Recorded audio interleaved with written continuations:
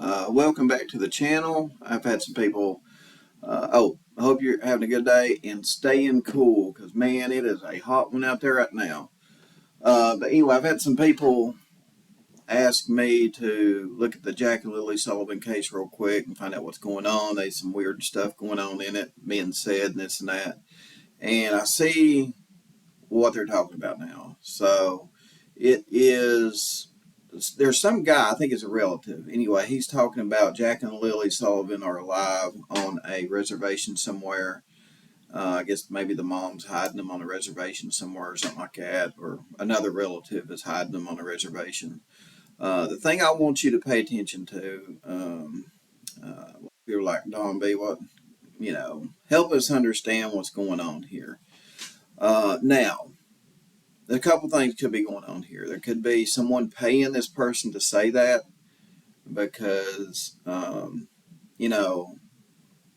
I was to pay somebody $1,000 to give me some social media content, it'd be easy to flip that around and make $5,000 off of it. You know what I mean? So giving somebody who wouldn't want $1,000 just to get on there and say a bunch of jibber jabber? Just say a bunch of lies. You know what I mean? Or your opinion, So who knows if this is true? The police will get down to the bottom of it. But again, if there's social media personalities behind this guy saying what he said, more likely, they probably gave him like $500 to $1,000 because they're going to end up flipping it, into $5,000 or more. Yes, social media is that lucrative. So, yeah, it's hard to believe in it, guys. But anyway, what I would do is, let me tell you this. I done a video a while back about reservations, right? Because a lot of people are saying that the mom could possibly be on a reservation, hiding from the police or something like that. Reservations and reservation police and outside law enforcement agencies, they work together. A lot of people don't know how things actually work, and I'm here to educate you and give you kind of like, the rundown on everything. That way you're informed on kind of how things work. There's a lot of people out there that don't understand how things work. Nothing wrong with it, they just don't understand, right? So reservations, whether it's in the U.S., Nova Scotia, where, a lot of these reservations, they have their own law enforcement, right? These reservation, I'll just call it reservation police. They work with outside FBI. They work with outside agencies, like local agencies. Let's just say, for instance, I don't know if there's a reservation in Cherokee, North Carolina, but if someone was hiding out and was a fugitive hiding out in, the reservation of Cherokee, and let's say TBI or FBI or the local, let's say North Carolina State Police or whatever, let's say the police in Asheville, North Carolina was looking for this individual, they would reach out to the reservation police saying, hey, we understand that the individual has some ties to there, or may have some ties to there. So if you do us a favor, keep your eyes, open and let us know. And if they find them, they arrest them, guys. They do not harbor fugitives. Reservations do not harbor fugitives. That is a big myth. Now, there's a small chance that some of these reservations could be corrupt, but for the most part, they do not harbor fugitives, guys. That's a big myth, misunderstanding. They work with outside agencies, and their main goal is law enforcement, upholding the law, and being the good guys. All right. When you're a police, like I said, unless you're small seeds of corruption or whatever, in most cases, if you're police, no matter where you're at, whether you're in Germany, Switzerland, Spain, Sesame Street, You know, you're the good guys.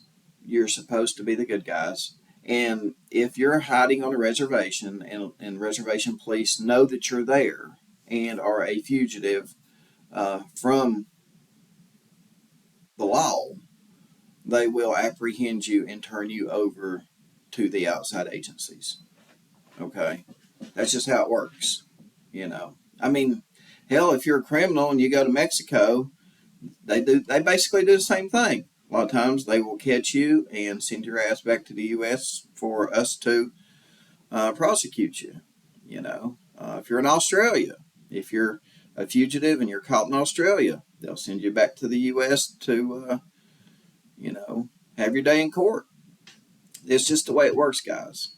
The good guys are the good guys, and if you're hiding out on a reservation, they will find you and turn you over to the proper authorities. So I just want to put that out there. Now, if all of this is true, it's not going to take long at all for the FBI, or not the FBI, for you know the Royal